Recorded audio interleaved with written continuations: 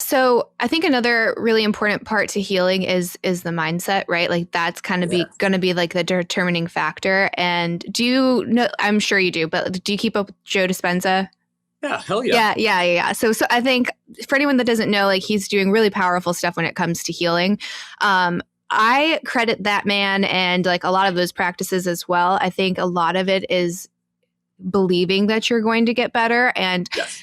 it's going to sound crazy, but like your level of like true happiness, like if you're just if your neutral is happy and grateful and at peace versus are you constantly in fight or flight, right? Which a lot of us were. I definitely was. Like I was always like ready. I don't know what I was ready for, but I was ready. You know, I was just like constantly waiting for the sky to fall kind of a thing. And Yeah. I did so much work with that and forgiving all sorts of things, forgiving myself, forgiving other people. And Yeah. when I started to do these meditative practices and realize like there's something more to this healing process is when I started to see results. So I guess my question is, do you think a lot of times when people seek out holistic specialists, like they're already at that point of discomfort where they're willing to like to kind of take a magnifying glass to like their own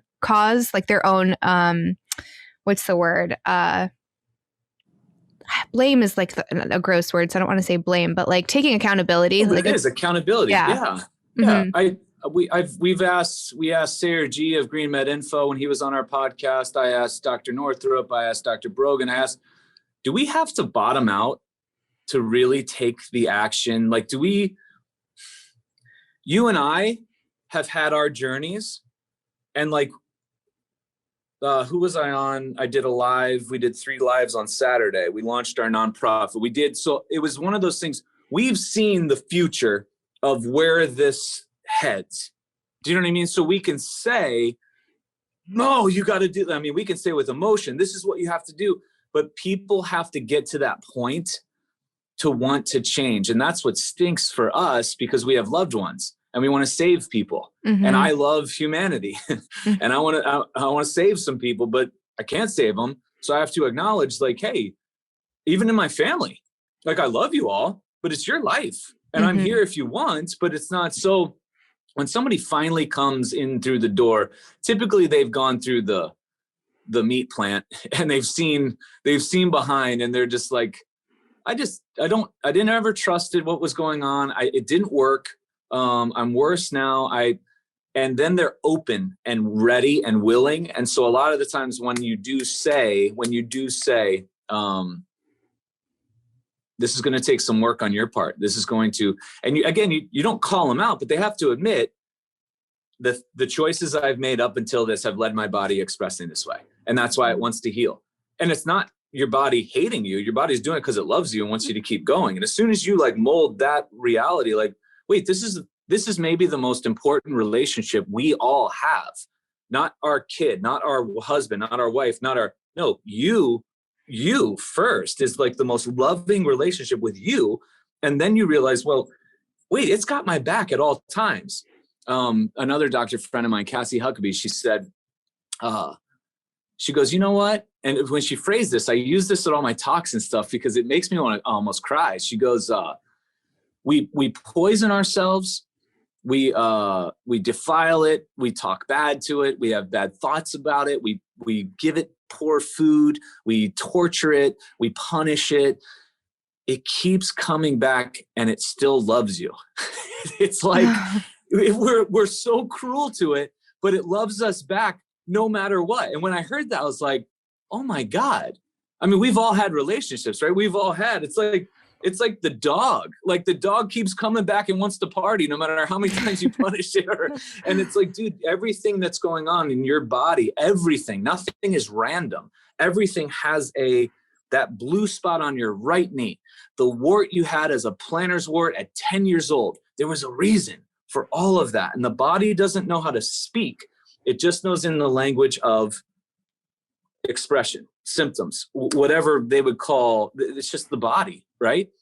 A cold sweat, pit of your stomach, vomiting, a fever, an itching sensation, acne, I mean, is it really any different than cancer? Cancer is just the way the body is maneuvering things to put them into a detoxing process to help you survive. Shit, that's huge. Then we can talk about it in this huge spectrum of just, this is the body, this is the relationship, this is that mindset we have with the most loving exchange and union. And this coming from a single guy, like I'm talking to Dr. Northrup, I'm like, I'm kind of okay, like being single, like I really truly love myself. So, and it'd be cool to share this eventually, but I'm not like feeling like I'm missing out because I've done so much personal work.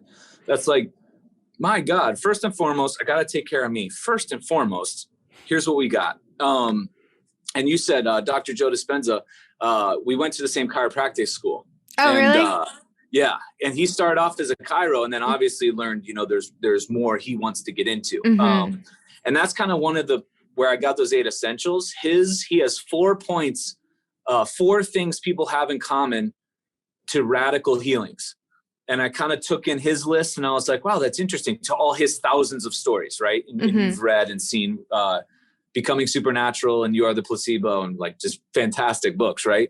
But that first one, believing in something greater than yourself, and 2, that your body is self-healing and self-regenerating. Like those 2 top points, if you can't get those 2, everything after will be good. But do you want to heal or do you not? And all those stories of that woman healed cancer, and you hear it, and she just goes, you'll hear the story, and there's a little key note into all these stories. And if you listen to that language, it goes, they were fed up and they wanted to fix this, or they wanted to do this. It was just that desire of want. And when we have that intention, and that's why Dr. Dawson Church, again, he goes, the intention in your spirituality, your feelings behind that and knowing, and you're going to take this on, I've got it.